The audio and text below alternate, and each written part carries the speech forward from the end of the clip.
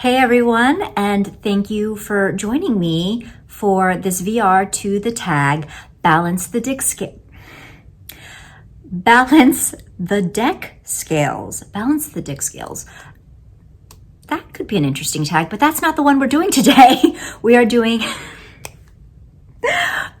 Balance the Deck Scales, originated by, oh my God, this is probably not the day to do a VR. This tag was started by Jen over at Jen's Balance Tarot. Of course, I will link her video. I have seen a few VRs, but I have been holding off on watching more until I did my own, which is turning out to be a train wreck, but we're gonna go with it. The premise, and I'm just stealing from Jen's explanation, the premise of this tag is that we are to show you pairs of decks that represent two sides of the same coin or two sides of the scale in context to the 5 elements. So fire, air, water, earth, and source or spirit. This definitely got my wheels turning, so thank you, Jen. This was a very creative tag, but I did try not to also overthink it. And so I went with the first decks to kind of jump out at me. So let's start with the element of fire, which I associate with passion and inspiration and specifically creative pursuits, creative projects.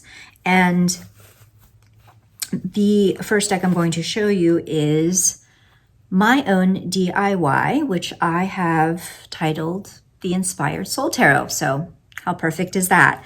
And I used this deck and created this deck specifically with the idea of kind of hobbies and creative pursuits in mind, hobbies that inspire us, even things, in our everyday life, the kind of mundane details that inspire us.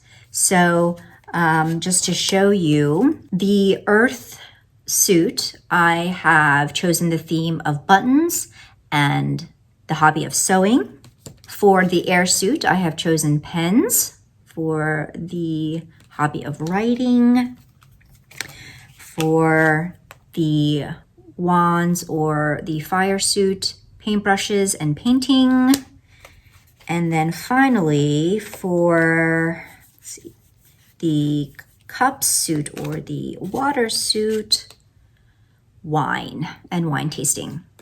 This deck is, for me, definitely has a gentler, lighter energy because of just its simplicity and just the brighter colors.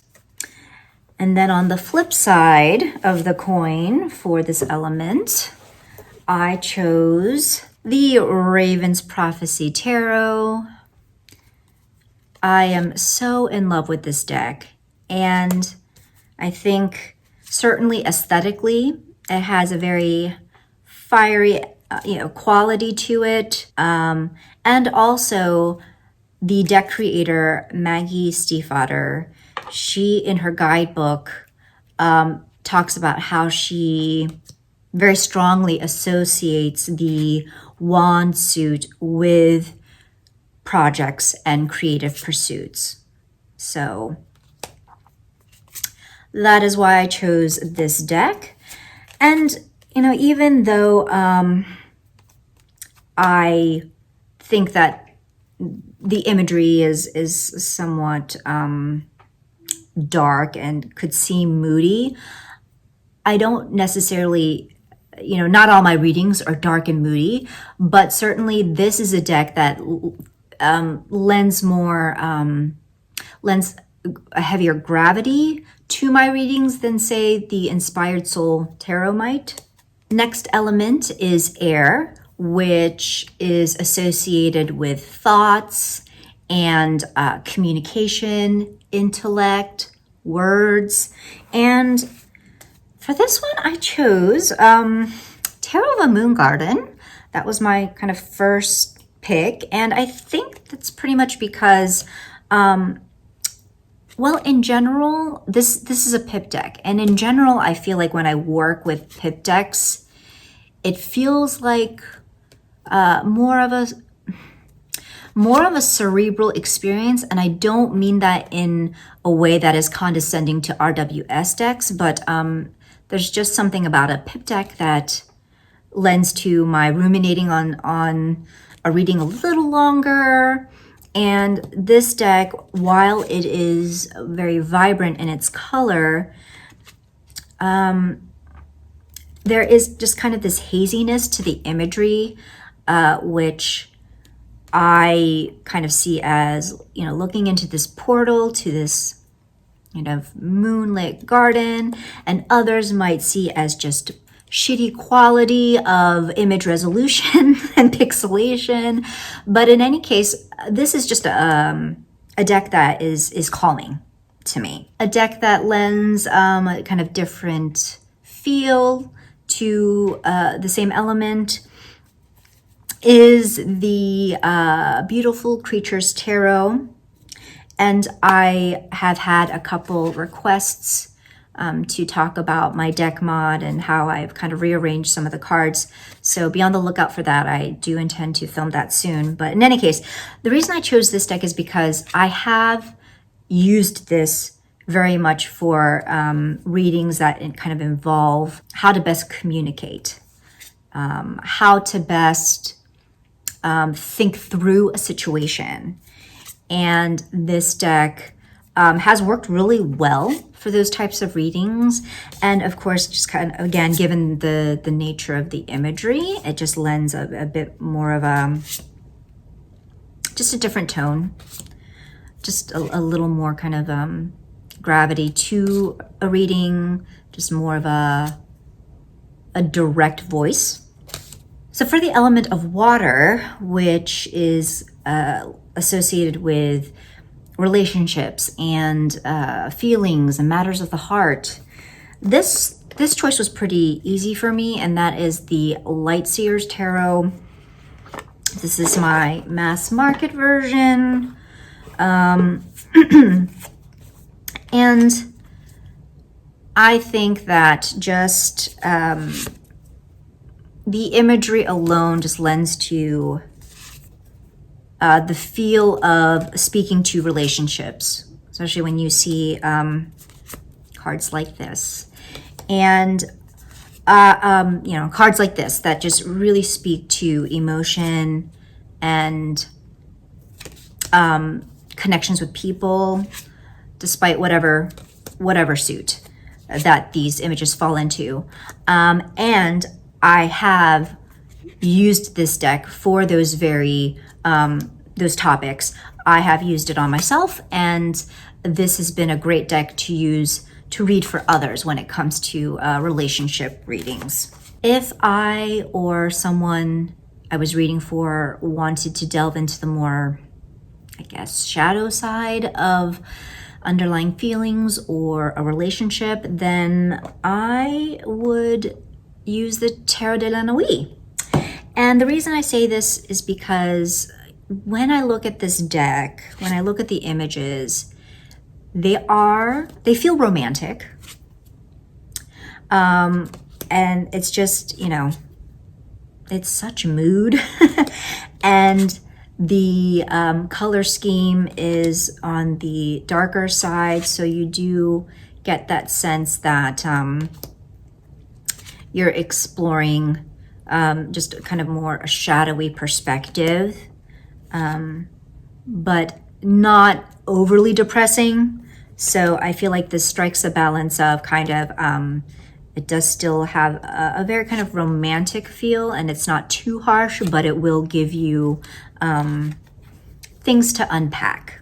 For the element of earth, which deals in the everyday practical matters, my first choice was pretty easy, and that is my Everyday Witch Tarot.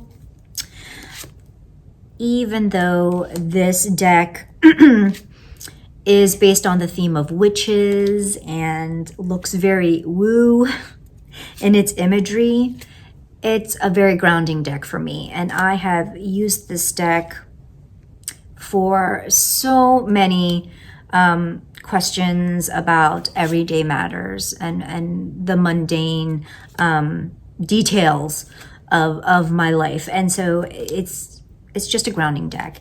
And the people I've used this deck with, that I've read for, they have connected to it so well, so easily, because it's just an approachable deck. It's not intimidating. The deck that is starting to intimidate me a little bit, and I've talked about this deck in my previous rambly catch-up video, is the Luna Soul Tarot.